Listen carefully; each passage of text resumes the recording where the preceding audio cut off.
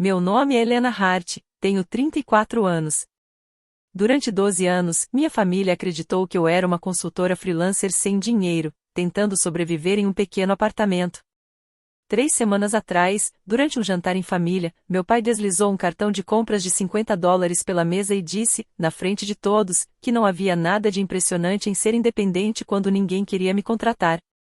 Meu irmão caiu na risada. Minha irmã perguntou se eu estava atrasada com o aluguel outra vez. Eu simplesmente deixei o cartão ao lado do prato e fui embora. Só que, em vez de voltar para aquela vida que eles imaginavam, segui para Midtown, onde uma reunião do conselho da rede de hotéis de luxo que eu possuía aguardava minha decisão. Agora, aquela mesma família precisava justamente de uma decisão minha. A empresa de construção do meu pai estava entrando em colapso, e um contrato de reforma de $30 milhões com a Lumina Hotels poderia ser a única chance de impedir a falência.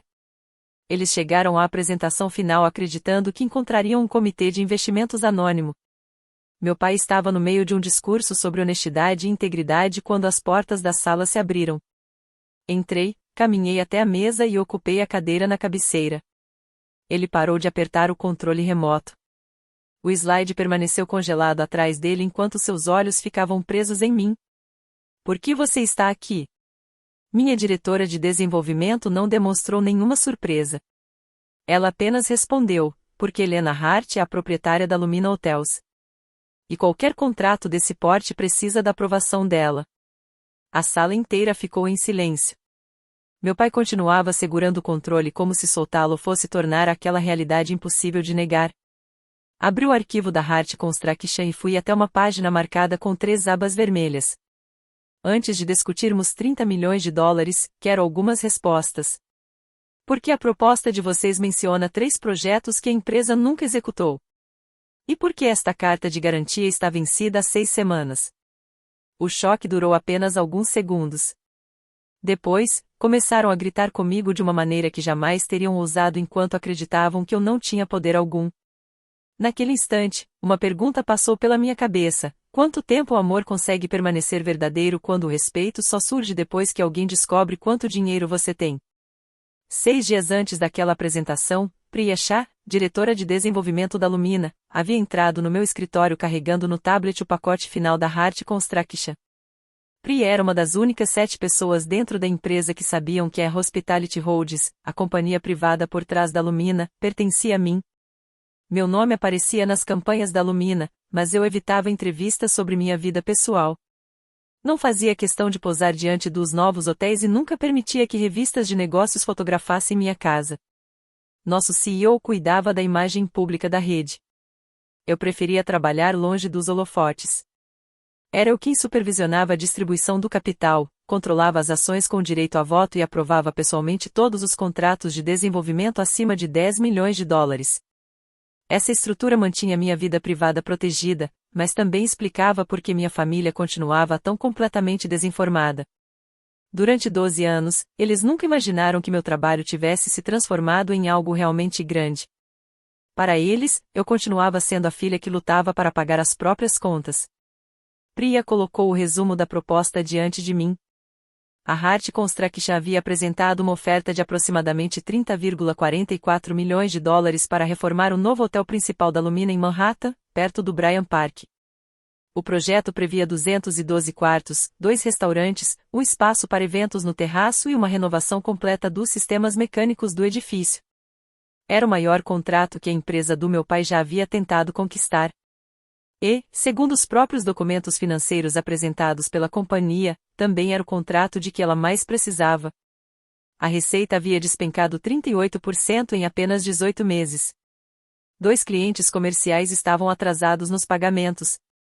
A linha de crédito rotativa da empresa estava praticamente esgotada, e sua capacidade de obter novas garantias seria reavaliada no fim do trimestre. Sem conquistar um grande contrato rapidamente, os números indicavam que a empresa tinha menos de 5 meses de caixa para continuar funcionando. Meu pai acreditava estar diante de uma última oportunidade para salvar sua empresa. O que ele ainda não sabia era que a pessoa responsável por decidir o destino daquele contrato era justamente a filha que ele havia tratado como uma fracassada. Eu não fazia ideia de nada disso quando meu pai começou a se gabar da oportunidade com a Lumina durante aquele jantar, 3 semanas antes. Ele chamou o contrato de a chance de colocar a Hart de volta no lugar que merece. Marcos, meu irmão mais velho e diretor de operações da empresa, contou orgulhosamente que eles haviam superado concorrentes regionais com o dobro do tamanho e chegado à fase final. Sophie, minha irmã mais nova e diretora financeira da Hart, levantou a taça de vinho e disse que aquele projeto salvaria muito mais do que apenas a empresa. Ela havia feito um empréstimo usando sua casa em Westbury como garantia para cobrir uma emergência na folha de pagamento. Meu pai também havia colocado parte de seu imóvel em Long Island como garantia adicional das dívidas bancárias da Hart. Os três comemoravam uma decisão que, na cabeça deles, seria tomada por completos desconhecidos. Foi então que meu pai percebeu que eu estava ouvindo. Ele perguntou se eu realmente sabia como funcionava um contrato corporativo de verdade. Respondi que entendia muito mais do que ele imaginava. Foi quando ele empurrou o cartão de compras na minha direção e disse que eu não deveria confundir organizar planilhas de hotéis para clientes freelancers com administrar uma empresa de verdade. Marcos sorriu sem sequer tirar os olhos do celular. Sophie se ofereceu para analisar meu orçamento caso morar em Queens estivesse ficando caro demais. O desprezo deles nunca vinha em explosões. Era justamente isso que o tornava tão familiar. Aparecia em pequenos gestos calculados, comentários aparentemente inocentes e uma falsa preocupação que depois permitia que eles se considerassem pessoas generosas. Enquanto eu analisava os documentos da Hart, Pri observava atentamente minha reação. Ela não sugeriu que eliminássemos a empresa. As regras de contratação da Lumina exigiam exatamente o mesmo processo de avaliação para todos os finalistas, e eu mesma havia criado aquelas regras para impedir que preferências pessoais substituíssem fatos. Quer que o comitê saiba sobre o seu parentesco? Priya perguntou. Ainda não, respondi. Primeiro, retire meu sobrenome das cópias de trabalho e faça a análise financeira reforçada que usamos quando um concorrente apresenta sinais de dificuldade. Confirme cada referência, cada certificado de conclusão, cada documento de garantia e todos os compromissos assumidos com os subcontratados. A primeira irregularidade apareceu naquela mesma tarde. Na proposta, a Hart afirmava ter concluído a reforma do Beaumont Center, em White Plains, em um projeto de hospitalidade avaliado em 19 milhões de dólares. Mas, quando nossa equipe entrou em contato com o proprietário, descobriu que a Hart havia realizado apenas um reparo de 2,1 milhões de dólares em uma estrutura de estacionamento. A segunda referência, uma conversão de apartamentos no Brooklyn, pertencia a outra empreiteira com um nome semelhante. O terceiro projeto sequer havia passado da fase de planejamento. Mesmo assim, a Hart apresentará os três como trabalhos concluídos sob sua responsabilidade. A carta de garantia era autêntica, mas havia expirado 42 dias antes. E havia algo ainda mais preocupante. A seguradora informou a nossa equipe de análise que havia recusado renovar aquele valor até que a Hart apresentasse demonstrações financeiras atualizadas. Pedi uma nova verificação antes de tomar qualquer decisão. Não queria desclassificá-los imediatamente. Naquela noite, fiquei sozinha no escritório que minha família jamais tinha visto e abri o fluxo de caixa confidencial da Hart. Uma linha intitulada Adiantamento de Mobilização da Lumina já aparecia como receita a receber. Nenhum contrato havia sido assinado, nenhuma aprovação havia sido concedida, mas eles já tinham contraído empréstimos, colocado propriedades pessoais como garantia e tomado decisões sobre a folha de pagamento como se nossa autorização fosse apenas uma formalidade. Por alguns minutos, pensei em ajudá-los. Eu poderia oferecer uma aprovação condicional, exigir supervisão financeira mais rígida e interpretar aquelas informações exageradas como erros desesperados de pessoas pressionadas pelas circunstâncias. Afinal, a empresa ainda empregava 62 pessoas que nunca tinham me humilhado durante um jantar de família. Então encontrei a página de certificação. Marcos havia preparado o histórico dos projetos. Sophie tinha certificado pessoalmente as informações financeiras. E meu pai havia assinado uma declaração afirmando que todos os dados apresentados eram completos, atuais e verdadeiros. Aquilo não era o erro isolado de um funcionário assustado tentando alterar uma data. Era uma decisão coordenada pelos três mesmos familiares que passaram anos me dando lições sobre responsabilidade e profissionalismo. Fechei o documento e, em vez de pensar nas palavras deles, lembrei de um som, o cartão de compras raspando pela mesa da sala de jantar. Ele percorreu apenas alguns centímetros, mas naquele instante meu pai havia reduzido toda a minha vida adulta a uma simples conta que eu supostamente não conseguia pagar. Eu não queria que o comitê punisse meu pai por ter me tratado daquela maneira. Queria que avaliassem a empresa dele com base no que havia sido oficialmente apresentado. Essa diferença era fundamental. Eu precisava garantir que, mais tarde, ninguém pudesse dizer que uma filha ressentida havia usado sua posição para destruir uma empresa saudável por vingança. Na manhã seguinte, revelei meu parentesco ao Conselho Jurídico da Lumina e aos diretores independentes. Solicitei uma investigação forense externa e me ofereci para deixar a decisão nas mãos de outra pessoa. Os diretores recusaram minha saída formal porque as regras da companhia exigiam minha aprovação naquele tipo de contrato. Em compensação, nomearam um advogado independente especializado em licitações para acompanhar todo o processo e verificar cada conclusão. Quando o relatório confirmou que havia informações relevantes e falsas na proposta, o comitê votou por unanimidade pela rejeição da Hart Construction e recomendou sua suspensão por 5 anos do programa de fornecedores aprovados da Lumina. Eu tinha autoridade para reduzir esse período. Decidi não fazer isso. Depois, liguei para a Priya. Mude a apresentação final para a sala de reuniões executiva, pedi. Coloque a cadeira de comando na cabeceira. Deixe o relatório verificado junto da proposta da Hart e não avise que eu estarei presente. Houve alguns segundos de silêncio.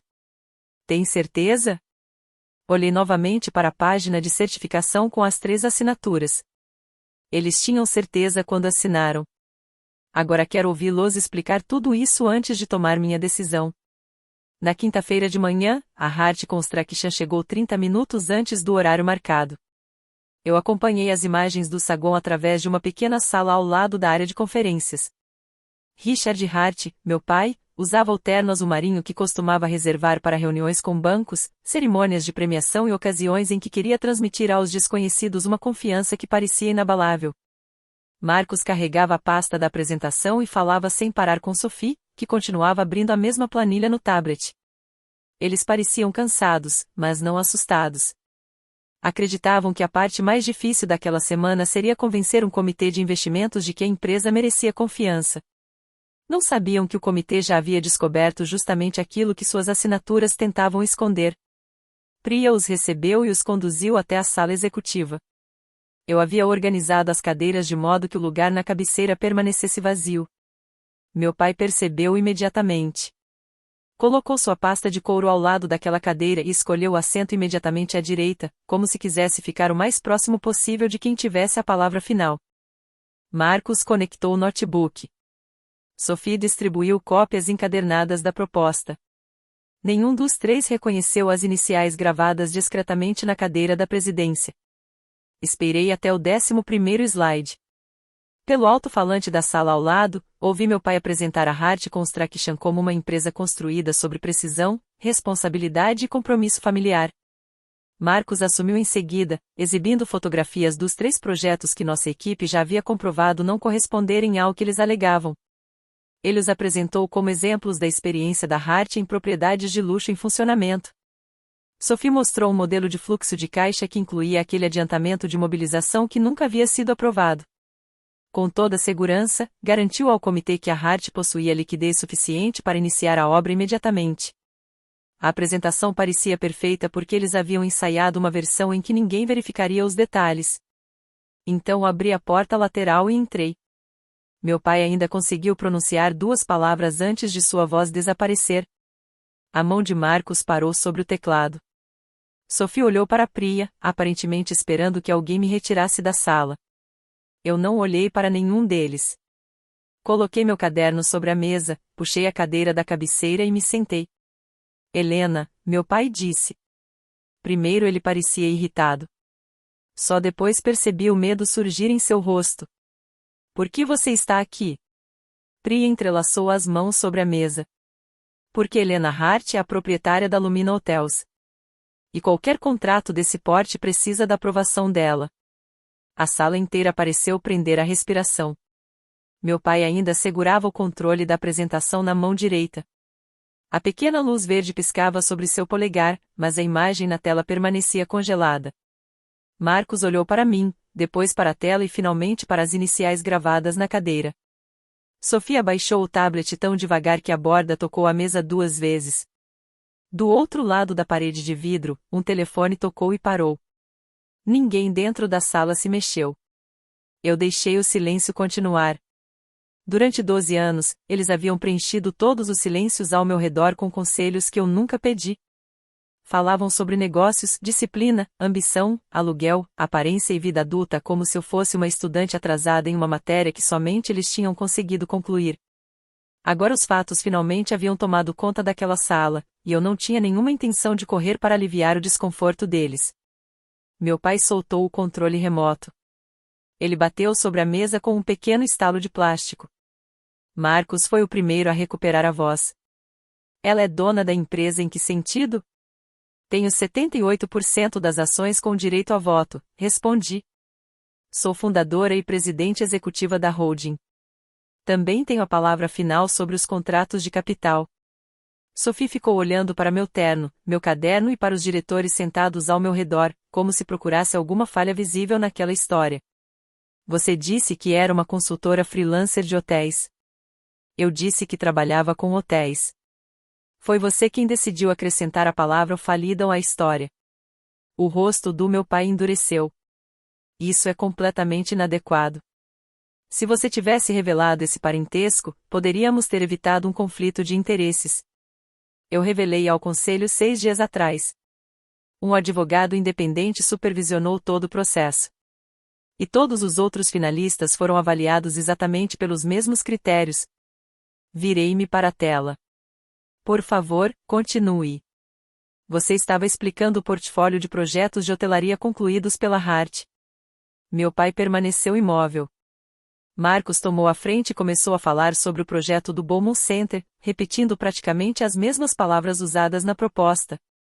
Pedi a Priya que exibisse a confirmação assinada pelo proprietário. A imagem mudou. À esquerda estava a alegação da Hart, empreiteira geral responsável pelo projeto, 19,2 milhões de dólares, obra concluída com o hotel em funcionamento. À direita aparecia a declaração assinada pelo verdadeiro proprietário, apenas reparos na estrutura de estacionamento, 2,1 milhões de dólares. Nenhuma obra nos interiores do hotel, nenhuma substituição dos sistemas mecânicos e nenhum trabalho envolvendo quartos ocupados. Em menos de um minuto, Marcos mudou de explicação 3 vezes. Primeiro, afirmou que o escopo havia sido ampliado informalmente. Depois, culpou um consultor por ter escolhido a fotografia errada. Por fim, disse que propostas do setor normalmente resumiam a experiência da equipe, e não necessariamente os trabalhos realizados pela própria empresa. Abriu o anexo que continha sua assinatura eletrônica e li a declaração de certificação, que especificava claramente que os trabalhos apresentados deveriam ter sido executados e supervisionados pela Hart Construction. Marcos parou de culpar o consultor. Sophie tentou assumir a defesa em seguida. Disse que a carta de garantia vencida era apenas uma questão administrativa e que a renovação já estava sendo negociada.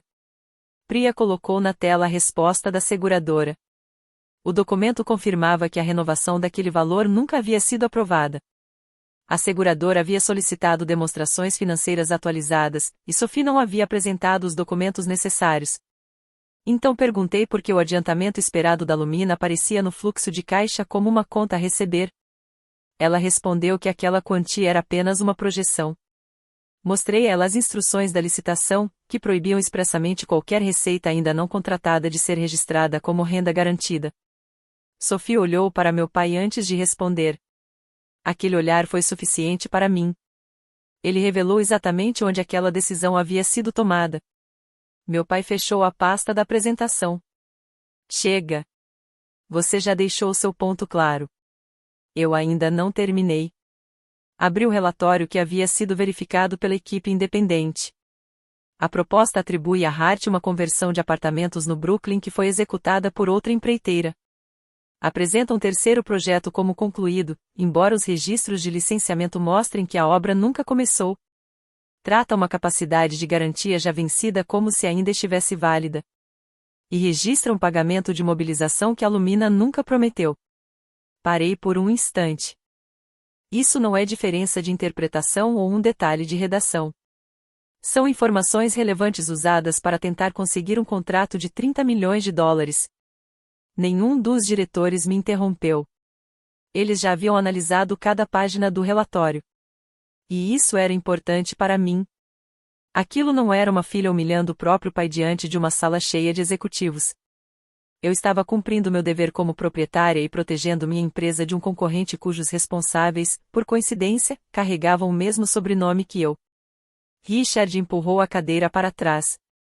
Sua voz assumiu aquele tom firme que durante anos havia encerrado qualquer discussão dentro da nossa família. Esvaziem a sala. Helena e eu vamos resolver isso em particular. Ninguém se levantou. Encarei meu pai.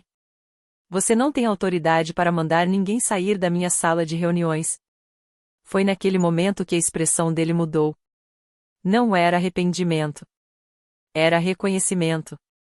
Pela primeira vez, meu pai finalmente entendeu que a filha que ele havia tratado como alguém sem futuro era, na verdade, a pessoa que tinha o poder de decidir o futuro da empresa dele.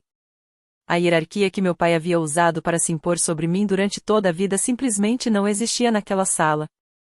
Ele olhou ao redor em busca de algum apoio, mas encontrou apenas as provas projetadas na tela. Independentemente do que aconteça aqui, você continua sendo minha filha, ele disse. Coloquei a carta de rejeição sobre a proposta da Hart. Fora desta sala, você sempre se lembrou de que eu era sua filha quando queria minha obediência. Aqui dentro, eu sou a pessoa cuja empresa vocês tentaram induzir ao erro. E agora vou comunicar minha decisão. Li o primeiro parágrafo sem alterar o tom de voz. A Lumina Hotels rejeita a proposta da Hart Construction devido a informações relevantes incorretas, declarações financeiras sem comprovação e ausência de evidência suficiente sobre sua atual capacidade de obtenção de garantias. A decisão era definitiva. O comitê de contratação também havia determinado que a Hart ficaria 5 anos impedida de participar de novas concorrências para projetos controlados pela Lumina ou por suas empresas parceiras. De acordo com o termo de integridade que eles mesmos haviam assinado, as irregularidades comprovadas seriam comunicadas aos proprietários dos projetos que haviam sido apresentados de forma incorreta e às seguradoras mencionadas na proposta. O relatório não seria enviado a concorrentes nem divulgado publicamente para transformar aquilo em espetáculo. Mas eu também não esconderia informações de empresas e instituições que a própria Hart havia indicado como referências. Marcos bateu a palma da mão contra a mesa. Você montou uma investigação contra a própria família e esperou até hoje para aproveitar isso. A investigação começou porque sua empresa estava financeiramente fragilizada e apresentou uma proposta de 30 milhões de dólares, respondi. E o advogado externo só tomou conhecimento do nosso parentesco depois que a análise factual já estava concluída. Detalhes técnicos, Sophie murmurou. Ela já não prestava atenção em mim. Estava passando rapidamente pelos números no tablet, tentando calcular o impacto da rejeição. Podemos substituir a carta de garantia. Podemos corrigir as referências. Só nos dê 48 horas. Priya deslizou o cronograma do processo de contratação na direção dela. A Hart recebeu 2 oportunidades formais para atualizar a documentação antes do prazo final. Nas 2 ocasiões, Sophie confirmou por escrito que o material estava completo. Ela encarou os próprios e-mails na tela. Então perguntou se a suspensão de 5 anos realmente se aplicaria a todas as propriedades da Lumina. Quando respondi que sim, seu rosto perdeu a cor. A casa em Westbury que ela havia usado como garantia para ajudar a cobrir a folha de pagamento da Hart já não parecia apenas um símbolo de confiança. Agora representava uma obrigação financeira que a empresa talvez não tivesse condições de substituir. Meu pai continuou sentado. Passou as 2 mãos sobre a proposta rejeitada, tentando recuperar aquela expressão de autoridade que costumava usar diante de bancos e parceiros comerciais. A apresentação acabou, disse-lhe para Marcos e Sophie. Esperem lá fora. Eles cuidarão da documentação. Eles ficam para ouvir a decisão, interrompi. Meu pai me encarou como se eu tivesse quebrado alguma regra sagrada da nossa família. Eu dei a você um sobrenome. Paguei sua faculdade. Continuei oferecendo uma posição na Hart quando esse seu trabalho como freelancer não estava dando em nada. E você deixou todos nós colocarmos tudo em risco enquanto escondia informações que poderiam ter salvado esta empresa. Por um instante, senti aquele velho impulso surgir dentro de mim. A vontade de me justificar, amenizar a situação e provar que eu não era ingrata. Mas durou menos de um segundo. Você não me pediu informação alguma. Vocês procuraram um contrato com desconhecidos. Acreditavam que eu não tinha nada útil para oferecer. Se eu ignorasse uma proposta falsa simplesmente porque as pessoas que a assinaram têm o mesmo sangue que eu, o que isso diria sobre todos os concorrentes honestos que perderam oportunidades para vocês? Virei para a segunda página. A Lumina oferecerá o projeto ao próximo finalista qualificado, depois de uma última análise comercial. A Hart não receberá adiantamento de mobilização, carta de intenção nem autorização para usar o nome da Lumina em negociações de financiamento. Fiz questão de enfatizar a última parte. O fluxo de caixa apresentado pela Hart indicava que alguns bancos e subcontratados talvez já acreditassem que o contrato estava praticamente garantido. Qualquer declaração que sugerisse que a obra havia sido concedida ou que a Lumina havia endossado a empresa resultaria em medidas legais imediatas. Foi nesse momento que as reações dos três se separaram completamente. Marcos abandonou qualquer tentativa de tratar aquilo como uma simples divergência profissional. Chamou-me de vingativa, acusou-me de criar um problema técnico de propósito e afirmou que nenhum proprietário de hotel que realmente respeitasse seus construtores trataria um finalista daquela maneira. Sophie, porém, não o defendeu. Sophie perguntou a Priya se a Lumina poderia emitir uma carta neutra dizendo que a Hart havia desistido voluntariamente da concorrência. Priya respondeu que não. O registro oficial deixaria claro que a proposta havia sido rejeitada. Meu pai ignorou as duas e tentou me oferecer o mesmo tipo de acordo familiar que, durante anos, acreditou que sempre funcionaria comigo.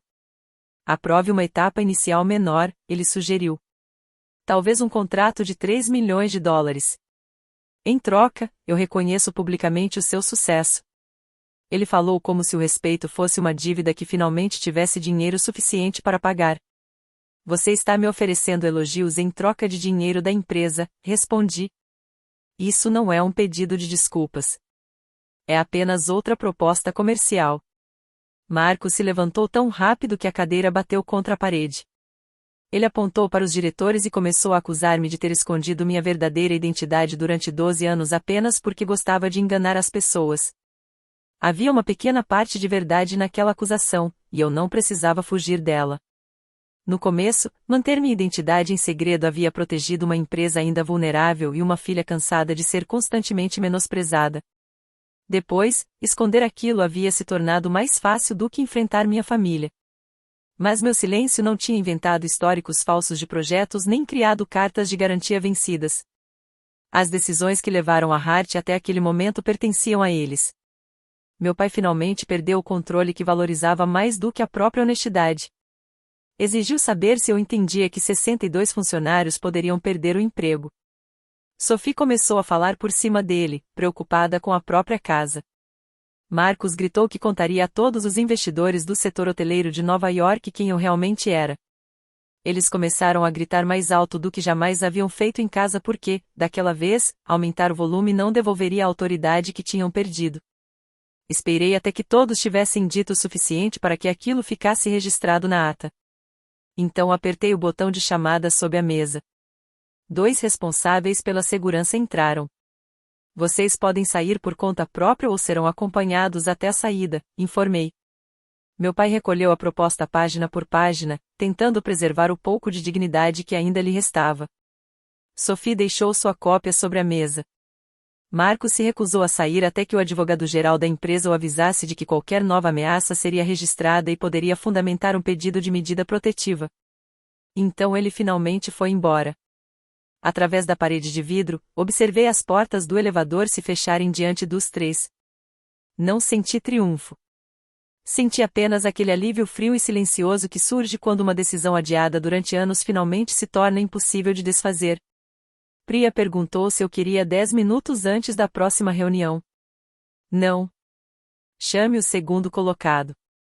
Às 4 da tarde, a Lumina havia escolhido um novo empreiteiro qualificado, sujeito apenas às negociações finais. Às 6, o proprietário do Beaumont Center confirmou que exigiria que a Hart parasse de usar o projeto em seu material de divulgação. A seguradora recebeu nosso relatório e abriu sua própria análise. Às 20h17, Marcos me enviou uma mensagem de apenas uma linha. Você acha que isso terminou hoje? Não terminou. Ele estava certo. Só não pelo motivo que imaginava. A rejeição do contrato era apenas a primeira parte. O que Marcos faria em seguida abriria um problema completamente diferente. Na manhã seguinte, meu telefone registrava 18 ligações de parentes e uma mensagem do meu pai. Não havia pedido de desculpas. Encontre-me antes que Marcos torne isso ainda pior. Ao meio-dia, a segurança do prédio informou que meu pai estava no saguão sem qualquer agendamento. Primeiro recusou uma cadeira. Depois passou 4 horas sentado sob o diretório de visitantes, segurando a pasta da proposta rejeitada sobre os joelhos. Pelas câmeras, não havia nenhum sinal daquele homem autoritário que eu conhecia dos jantares familiares. Ele parecia apenas um homem de 63 anos, exausto, observando uma empresa que havia construído durante 37 anos escapar completamente do seu controle. Eu acreditava no medo dele. Mas não o confundi com responsabilidade. Enviei uma notificação por escrito informando que qualquer assunto relacionado à Hart deveria ser tratado exclusivamente através dos advogados. Não desci ao saguão.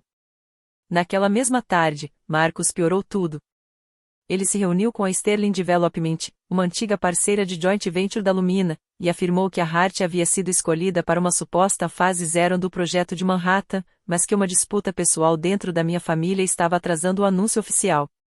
Para sustentar a história, apresentou um documento de uma página com o logotipo da Lumina, uma imagem copiada da minha assinatura e um texto descrevendo a Hart como nossa construtora preferencial. Não existia nenhuma fase 0. Eu nunca havia assinado aquele documento. Marcos usou o papel para tentar conseguir um financiamento emergencial e convencer 3 subcontratados a manterem suas condições de crédito. O presidente da Sterling encaminhou o documento para a Priya pedindo confirmação. Em menos de 1 hora, preservei toda a troca de e-mails, solicitei os registros de segurança da apresentação e pedi aos nossos advogados que preparassem uma notificação formal para interromper imediatamente o uso daquele material. Também entramos em contato com cada pessoa que havia recebido o documento e esclarecemos um único fato: a Hart não havia recebido nenhum contrato, aprovação preliminar ou endosso da Lumina. Marcos respondeu enviando um e-mail diretamente para mim. Segundo ele, uma briga pública poderia destruir a imagem cuidadosamente construída da minha trajetória como fundadora. Foi então que percebi que ele ainda não entendia a situação. Eu não precisava proteger uma história cuidadosamente fabricada. Precisava proteger a verdade. Eu guardei aquela mensagem também. Naquela noite, Sophie me ligou de um número desconhecido. Sua voz estava controlada, sem o menor sinal de choro. Ela admitiu que o banco faria uma análise dos compromissos financeiros da Hart na segunda-feira e que Marcos estava tentando criar evidências de receitas futuras antes dessa revisão. Ela queria que eu suspendesse a penalidade de 5 anos por tempo suficiente para que a Hart pudesse demonstrar que ainda tinha oportunidades comerciais pela frente. Eu recusei. Então ela me ofereceu algo que eu nunca havia pedido: a conversa interna em que Marcos havia enviado o documento falso da Lumina para meu pai pedindo aprovação. A resposta de Richard tinha apenas 4 palavras: use isso quando necessário. Pedi a Sophie que encaminhasse toda a conversa aos nossos advogados. Ela hesitou porque os e-mails também revelariam as próprias certificações que havia assinado anteriormente. Eu posso garantir que os fatos sejam tratados com precisão, falei. Não posso prometer imunidade. 10 minutos depois, os e-mails chegaram. Na manhã seguinte, a Lumina entrou com uma ação civil específica, buscando uma ordem judicial para impedir o uso de declarações falsas de endosso, o uso indevido da nossa marca e a distribuição do documento fraudulento que anunciava uma suposta seleção. Anexamos o documento, a mensagem de Marcos e a aprovação do meu pai. O processo se tornou público porque eles próprios haviam colocado aquela mentira no mercado. Até o fim daquela semana, um juiz determinou que a Hart parasse imediatamente de usar o nome da Lumina e notificasse todos os destinatários de que nenhum contrato havia sido concedido. A seguradora suspendeu novas garantias para a empresa enquanto conduzia sua própria investigação. O Granite State Bank também bloqueou novos saques da linha de crédito rotativa da Hart depois que o documento falso e os valores inflados a receber acionaram cláusulas de controle financeiro. 2 proprietários de projetos privados adiaram suas próprias decisões até que a Hart conseguisse comprovar que ainda tinha capacidade financeira para executar as obras. Marcos chamou tudo aquilo de sabotagem. Richard disse que as consequências eram exageradas. Sophie parou completamente de me ligar. Eu não comemorei nada. Passei aquela semana garantindo que a empresa contratada para substituir a Hart entrevistasse os subcontratados competentes que já trabalhavam nos projetos. Eu não queria que equipes inocentes perdessem seu sustento por causa das decisões tomadas pelos proprietários da empresa. Mas também não estava disposta a emprestar credibilidade à Hart apenas para adiar seu colapso. Eles haviam recebido uma saída honesta depois que a primeira proposta fracassou. Em vez disso, decidiram inventar uma aprovação que nunca existiu e colocar meu nome nela. 3 semanas depois, um corretor especializado em empréstimos problemáticos começou a circular um portfólio que incluía uma dívida sênior da Hart no valor de 11,8 milhões de dólares. O Granite State queria se desfazer daquela posição. Meu escritório de investimentos privados analisava dívidas comerciais regularmente, mas eu sabia que qualquer decisão direta minha poderia levantar suspeitas. Por isso, revelei todo o histórico do caso, proibi minha equipe de utilizar qualquer informação confidencial da proposta da Lumina e determinei que um gestor independente avaliasse a dívida usando apenas os documentos disponibilizados pelo banco e os registros públicos do processo. Mesmo assim, os números chegaram à mesma conclusão. Eu autorizei a oferta. A Astrid Capital, minha empresa de investimentos separada da Lumina, adquiriu a dívida sênior da Hart por 7,2 milhões de dólares. O empréstimo estava garantido pela sede da empresa, equipamentos, contas a receber, o imóvel do meu pai em Long Island e garantias pessoais assinadas pelos 3 executivos. Os contratos de crédito já permitiam exigir o pagamento imediato diante dos descumprimentos existentes. Eu poderia ter feito isso. Em vez disso, ofereci 90 dias para que pagassem a dívida ou colaborassem com uma venda organizada dos ativos. Eles pediram uma última reunião. Richard chegou acompanhado de Marcos, Sophie e 2 advogados. Antes que meu pai pudesse transformar aquela conversa em mais uma discussão sobre nossa história familiar, coloquei o documento da aquisição da dívida sobre a mesa. Marcos foi direto ao ponto. Você rejeitou nosso contrato, expôs a empresa e depois comprou nossa dívida. Eu não planejei a venda da dívida, respondi. O Granite State decidiu se desfazer dela depois que o documento falso da Lumina veio à tona. Marcos me encarou. Você estava esperando exatamente por isso. Os problemas financeiros e os descumprimentos da Hart já existiam antes de eu adquirir qualquer dívida. Eu apenas comprei uma posição que o banco decidiu vender. Dessa vez, ninguém conseguiu transformar a conversa em uma disputa familiar. A empresa que meu pai acreditava controlar havia chegado a um ponto em que decisões e documentos tinham mais peso do que sobrenomes. Richard chegou à parte do documento que colocava o imóvel dele como garantia e parou de ler. O que você quer? Perguntou. Que eu pague a dívida ou que façamos uma venda organizada? Você tem 90 dias. Sophie ofereceu renunciar ao cargo e vender sua casa se eu aceitasse reduzir o valor devido. Marcos propôs entregar suas ações com direito a voto em troca da retirada de sua garantia pessoal. Meu pai pediu desculpas, mas terminou fazendo um último pedido, que eu preservasse o nome Hart. Recusei todas as negociações particulares. A Astrid apresentou condições comerciais normais, contas monitoradas, avaliação independente, proteção da folha de pagamento e utilização de toda a receita da venda para quitar a dívida. Não haveria perdão de principal nem desconto por sermos parentes. Nos 90 dias seguintes, a Hart Construction foi encerrada de maneira gradual e documentada. Uma empreiteira regional comprou os projetos viáveis, os equipamentos e o nome comercial por 9,4 milhões de dólares. Também manteve 48 funcionários e assumiu os pagamentos comprovados aos subcontratados.